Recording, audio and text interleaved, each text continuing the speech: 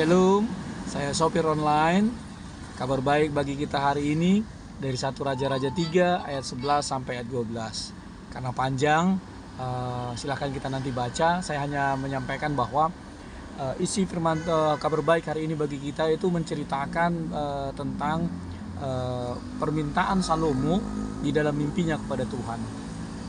Salomo pada waktu itu baru saja diangkat menjadi raja, menggantikan bapaknya, ayahnya Daud. Dia dipilih oleh Allah. Apa yang dia lakukan pertama? Yang dia lakukan bukanlah berpesta pora, euforia yang berlebihan, tidak. Tetapi yang dia lakukan adalah melakukan peribadatan, persembahan syukur kepada Tuhan. Lalu pada malam harinya Salomo didatangi oleh Tuhan dalam mimpi. Bahkan bertanya kepada Salomo, Salomo, apa yang kamu perlu sebagai raja? Lalu dalam mimpi tersebut Salomo hanya meminta pengertian untuk memutus hukum. Lalu Allah berkata bahwa kamu Salomo tidak meminta kekayaan, tidak meminta umur panjang, tidak meminta nyawa musuhmu, tetapi pengertian yang engkau minta memutus hukum, ya sudah, aku akan berikan, kata Tuhan. Bahkan Allah mencap Salomo bahwa ia adalah orang yang paling bijak. Sebelum dia, bahkan sesudah dia, raja yang ada di dunia ini, hanya dialah the only one. Salomo raja yang paling bijak. Saudaraku, apa yang dapat kita pelajari dari kabar baik hari ini? Yang pertama, ketika kita mendapatkan berkat, ketika kita mendapatkan jabatan, ketika kita mendapatkan kekayaan atau apapun itu, mari kita tiru apa yang seperti dilakukan oleh Salomo. Tidak terjebak dalam euforia yang berlebihan, tidak terjebak di dalam pesta pora sehingga kita lupa siapa sumbernya, tapi kita ingat untuk melakukan peribadatan syukur kita kepada sumber dari anugerah dan berkat tersebut, yaitu Allah.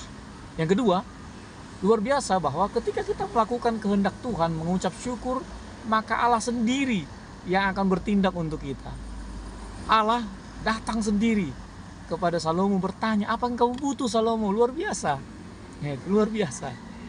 Nah, ketika kesempatan untuk meminta diberikan kepada Salomo, yang lebih mengesankan adalah Salomo tidak meminta sesuatu yang dia perlu sebagai raja. Memanfaatkan keposisinya sebagai raja. Andai kata dia minta kekayaan, tentu itu semuanya sangat mudah baginya. Fasilitas ada, tentu harta benda akan menjadi bagiannya, gajinya yang tinggi sungguh luar biasa. Lalu kemudian umur panjang, jika dia minta itu pasti akan langgeng, akan panjang sekali karirnya sebagai seorang raja. Kalau dia minta musuh dan nyawa musuhnya, tentu itu berpengertian kepada bahwa dia akan memiliki jajahan-jajahan, bangsa-bangsa lain akan dia kalahkan, dan kerajaannya semakin meluas. Tapi tidak dia minta itu, tapi yang dia minta adalah pengertian memutus perkara. Saudaraku, kenapa? Karena dia adalah seorang raja. Dia membayangkan di belakangnya ada begitu jutaan rakyat yang membutuhkan hikmat bijaksana seorang raja. Luar biasa, saudaraku, bahwa seorang Salomo tidak memikirkan dirinya, tidak memikirkan kemasyurannya, tidak memikirkan akan masa depannya, tetapi yang dia pikirkan adalah rakyat banyak, memikirkan banyak orang. Dia sebagai raja tentu menjadi penentu di tengah-tengah bangsa Israel, kebijakan-kebijakan dan juga keputusan-keputusannya. Saudaraku, mari kita belajar seperti Salomo. Ketika kesempatan seperti Salomo datang kepada kita, janganlah memikirkan diri sendiri, jangan memikirkan keluarga sendiri, tapi pikirkanlah ada banyak orang yang harus kita wakili, yang harus kita bela, yang harus kita layani.